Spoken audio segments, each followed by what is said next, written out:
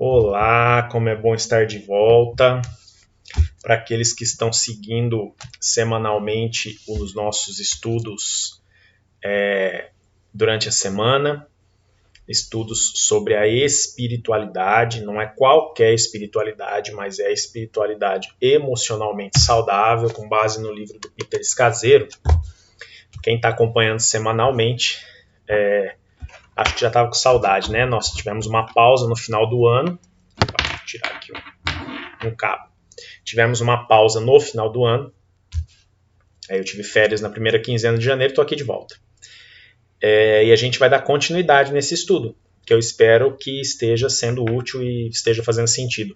No meu canal do YouTube, nesse link que você acessou aí, você pode se inscrever, inscreva-se no canal, né? Selecione lá o sininho para você receber notificação de todos os vídeos que chegam lá novos. Eu envio vídeos todos os dias pela manhã, são vídeos de devocionais, tá? E aí na quinta-feira ou sexta, normalmente na quinta-feira, né? Eu envio quinta ou sexta, mas eu prefiro na quinta, vamos ver como que vai ser esse semestre, mas entre quinta e sexta-feira eu envio esse vídeo de aí 10, 12 minutos para nossa reflexão sobre a espiritualidade. Hoje é nossa aula 45. Olha só, aula 45. Nós já, durante 44 vídeos de 10, 12, alguns passaram um pouquinho, mas muito poucos minutos, nós estamos falando sobre a espiritualidade, né? A espiritualidade emocionalmente saudável. E eu gostaria hoje da gente dar continuidade então, tá bom? Inscreva lá no canal, vai ser legal. Você vai ter todo dia uma devocional, pelo menos dias de semana, não feriados e sábado e domingo. E você vai ter estudo, e o que eu colocar lá de vídeo, de estudo, de reflexão, você vai ser notificada, tá?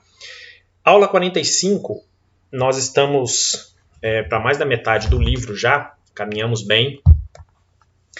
E a gente encerrou o ano de 2021, lá no dia 16 de dezembro, na aula 44, falando sobre a história de Jó, né? Que a história de Jó é uma história de todos nós, que a história de Jó faz parte da realidade do ser humano.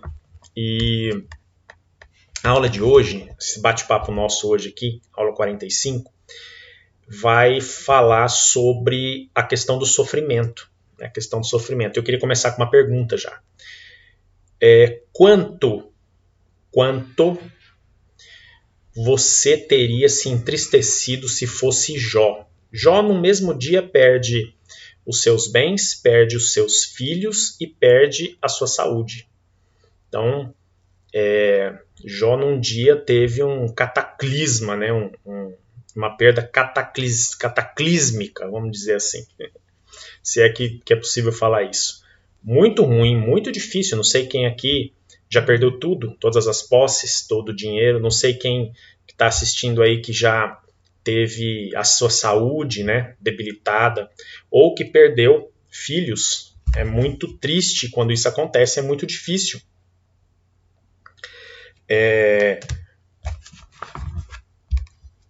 Eu não passei por isso, mas muitas pessoas passaram e é muito difícil. E a pergunta é: quanto você teria se entristecido se estivesse no lugar de Jó, passado por perdas tão difíceis como estas que mencionei aqui? E é fato que o grau de tristeza, o grau de como expressar esse sofrimento com as perdas, ele vai diferir de uma família para outra família, por exemplo, e de uma cultura para outra cultura também. A família de origem nossa, normalmente, vai considerar aceitável um tipo ou outro de expressão relacionado com a perda, ou relacionada com a perda, né? O pastor Peter Scazzero, no livro, ele faz uma comparação interessante em relação à nossa descendência, né? A gente é descendente de quê, né? Porque, por exemplo, se a gente olhar a questão cultural, a gente vai ver que seja uma cultura americana, latina, chinesa, árabe, afro-americana, uma cultura judaica, enfim, dependendo da cultura dos nossos descendentes, da nossa família, a gente vai ter uma forma de expressar. Então, ele fala, por exemplo, assim, que a questão, e ele fala que ele vai dar um exemplo bem extremo, né, no livro ele fala, um exemplo extremo, que os americanos que têm uma ascendência britânica, esses americanos tendem a valorizar o argumento, né? Então é nada de confusão, né? Sem barulho, em relação à perda. Então os funerais que ele trata aqui, os funerais, por exemplo, de pessoas americanas, mas que têm ascendência britânica, né? Dos britânicos. Ele diz que os funerais são bem pragmáticos. E aí uma certa irmã da igreja, certa vez, escreveu o seguinte, para explicar por que ela não tinha ido ao enterro da sua irmã gêmea. Então, uma irmã da igreja teve o falecimento da sua irmã gêmea e não foi ao enterro. E aí ela disse o seguinte, o que teria adiantado gastar dinheiro em passagem aérea para chegar lá? Ela já estava morta. Né? Então, uma irmã americana de ascendência britânica perdeu a irmã gêmea e explicou por que não foi ao enterro da própria irmã gêmea, dizendo que o que ia adiantar ter gastado dinheiro em passagem para ir até a cidade onde a irmã seria sepultada, estava tendo o funeral, já que ela estava morta. Né? Então, isso é uma questão cultural, talvez um latino, né, mais acalorado assim, nas suas expressões de emoção e de sentimento, vai dizer, nossa, que falta de sensibilidade dessa irmã, né? E aí, por exemplo, ele fala que um outro extremo dessa irmã americana de ascendência britânica, para lidar e expressar em relação à perda e sofrimento, é quando o tempo se interrompe para sempre. E aí ele vai dar exemplo como Itália e Grécia. 2 exemplos, Itália e Grécia. Nestes lugares, tradicionalmente, né, é histórico isso, tradicionalmente as mulheres se vestem de preto pelo resto da sua vida após a morte do marido. Então, o tempo se interrompe para sempre. Na Itália e na Grécia, tradicionalmente, as mulheres se vestem de preto pelo resto da vida depois da morte do marido. Ele fala, por exemplo, da origem da família dele, que eles eram ítalo-americanos, então nasceram nos Estados Unidos, mas tinham ascendência italiana. E ele diz que o seguinte, nos funerais dos ítalo-americanos, os membros da família podem dar murros no caixão, falando em voz alta o nome da pessoa morta, ou até pulando no túmulo enquanto o caixão é baixado à terra. Isso é cultural dos ítalo-americanos, família do pastor Peter Scazzero, ítalo-americano, é assim. E aí ele conta a história da Rainha Vitória. A Rainha Vitória, da Inglaterra, ela perde o marido Albert quando tinha 42 anos, a minha idade. Então, a Rainha Vitória perde o marido Albert quando tinha 42 anos. Obcecada ela pelo fato de que nada poderia mudar, ela continuou a fazer de Albert o centro da sua vida. Né? Então ela fez o quê? Do quarto deles, um quarto sagrado, para que ficasse exatamente como tinha sido quando o Albert ainda estava vivo. Então não mudou nada no quarto, né? Todos os dias, pelo resto da vida que ela teve, uma vida longa, a Rainha Vitória ainda, ela conseguiu manter a roupa de cama trocada, roupas prontas e a água preparada para que o Albert fizesse a barba, como todos os dias ele fazia. Cada vez que ela ia dormir, ela colocava a foto do Albert, que já havia morrido, né? Mas colocava a foto do Albert ao lado da sua cama. Então, são formas de expressar e de vivenciar a dor, o luto, a perda. A gente está falando sobre sofrimento. Começamos falando de Jó. Na nossa cultura, por exemplo, a gente se tornou muito dependente. Né? Nós dependemos de muita coisa no lidar com o sofrimento.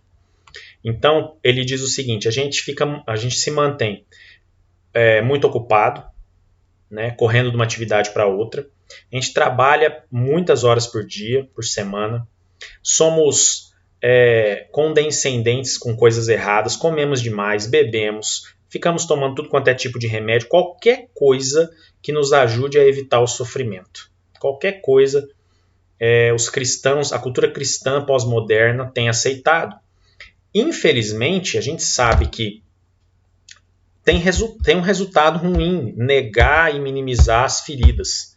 né, durante muito tempo. Sabemos que o luto e a perda têm fases, mas a gente vai se tornando cada vez menos humanos quando a gente fica postergando, minimizando ou negando nossas próprias feridas, né? Acabamos criando cascas cristãs vazias, né, sem nada por dentro, com faces sorridentes. Então nós precisamos cuidar disso, precisamos ficar atentos. Muito da cultura cristã contemporânea tem sido acrescentada a essa rejeição desumana e que não é bíblica do sofrimento e da perda. E aí, por exemplo, a gente fica se sentindo culpado por não obedecer certos textos da Bíblia, como Filipenses 4:4 ou o Salmo 100, verso 2. Filipenses 4:4, alegrai-vos sempre no Senhor. E Salmo 100, verso 2, apresentai-vos a ele com cântico. No fundo, a gente tem vergonha, né? A gente se sente envergonhado pelo sofrimento, por causa de uma deturpação e uma interpretação ruim dos textos bíblicos. E aí eu vou encerrar com um exemplo de um jovem chamado Joe, que visitou a igreja New Life, e ele disse o seguinte para o pastor Peter: sentir-me triste, deprimido ou ansioso quanto ao futuro se deve à minha incredulidade. Isso não é de Deus. Tem de estar relacionado aos meus pecados. Eu imaginei que seria melhor me afastar da igreja e dos cristãos durante um tempo até me restabelecer. Então, no fundo do coração, muitos de nós nos sentimos envergonhados como este jovem Joe, né? E a gente acredita que tristeza, depressão ou ansiedade são coisas vindas do pecado e que isso não é de Deus e que isso não é para cristão de verdade. E com isso, o que a gente faz? Com isso, a gente não consegue sair do sofrimento, porque a gente, primeiro, não aceita o sofrimento. Segundo, a gente foge do sofrimento. Terceiro, a gente nega o sofrimento. Quarto, a gente busca em coisas, remédios, comida, pessoas, atividades, trabalho, a fuga para vivenciar o nosso sofrimento. E aí, por fim, a gente acaba se afastando de Deus, se afastando da igreja, porque a gente tem vergonha de estar se sentindo triste, deprimido, chateado com o sofrimento, com a situação que estamos passando. Quanto você ficaria triste se você fosse Jó e passasse pelo que ele passou? Reflita nessa pergunta durante essa semana. Na semana que vem, a gente vai seguir. Vai seguir na aula 46 nessa temática, para ver como que a gente faz para vivenciar e vencer o sofrimento de maneira saudável. E que a nossa espiritualidade siga emocionalmente saudável. Tá bom? Deus te abençoe você, a sua família, e que nós sigamos rompendo na fé que temos no nosso Senhor e Salvador Jesus Cristo. A gente se vê na próxima semana. Até mais.